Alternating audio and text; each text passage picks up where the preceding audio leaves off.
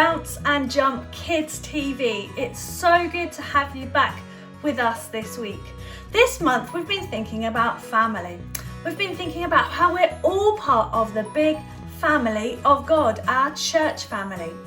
Last week we learnt about baptism and how being baptised is like being part, saying, yes, I want to be part of God's big family. Well, sometimes in families, boys and girls, people fall out. People you'd think would be kind to each other all the time, but that's not always the case. I wonder if you can think of a time when someone in your family has done something that's made you sad.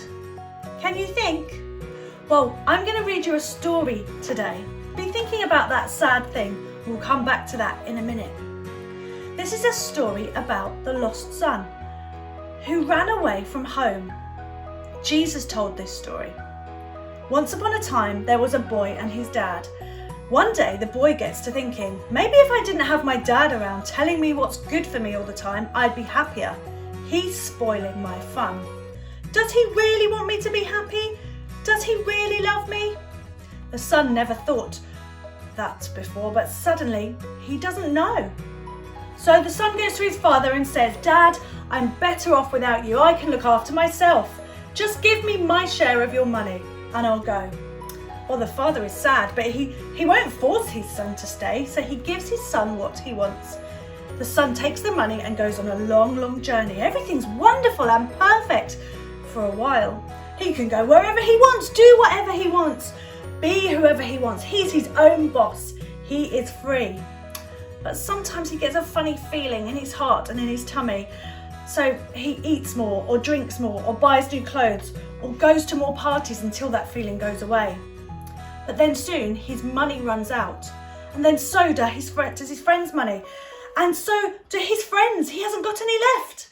He ends up getting the only job he can find, feeding piggies. There's a piggy just there. One day, he is so hungry and so desperate, he even tries to eat some of the piggy's food. What am I doing? He says suddenly. He tries it and he spits it out. Yuck! My father's rich at home and here I am in this pigsty eating piggy food. He wipes his mouth and dusts himself off. I'm going home. But as he makes his way home, he begins to worry. What if my dad doesn't love me anymore? I've been too bad. He won't want me for his son anymore. So he practices his I'm sorry speech. All this time, what he doesn't know is that day after day, his dad has been standing on his porch, looking for him into the distance, waiting and hoping for his son to come home. He just can't stop loving him, you see. He longs for the sound of his boy's voice. He can't be happy until he gets him back. His son is still a long way off, but his dad sees him coming. What will the dad do? Fold his arms and frown? Shout, that'll teach you?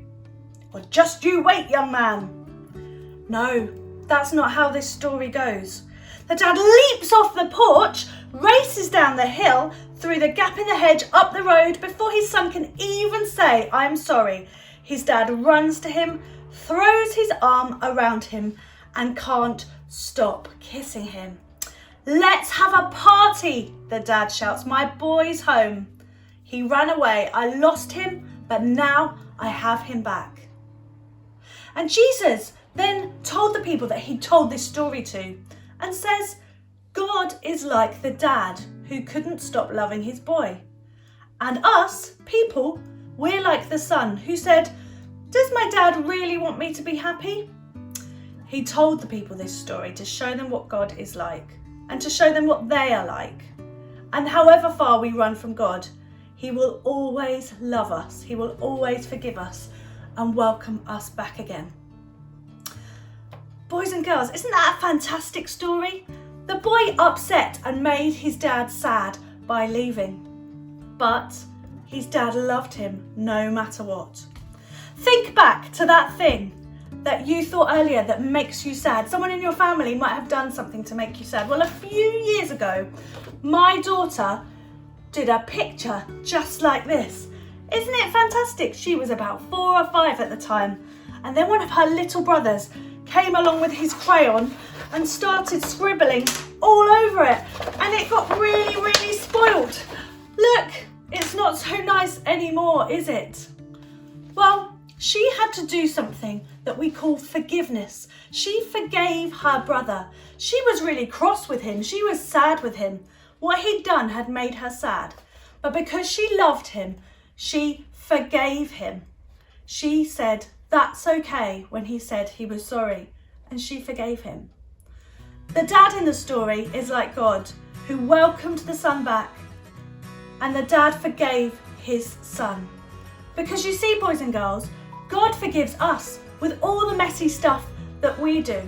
And I know I want to be more like God, so I'm going to try and forgive the people in my family, in my home, and in my church family who sometimes make me sad. I wonder if you can try and do the same this week. We'll see you next weekend for Mother's Day on KidsTV. Bye!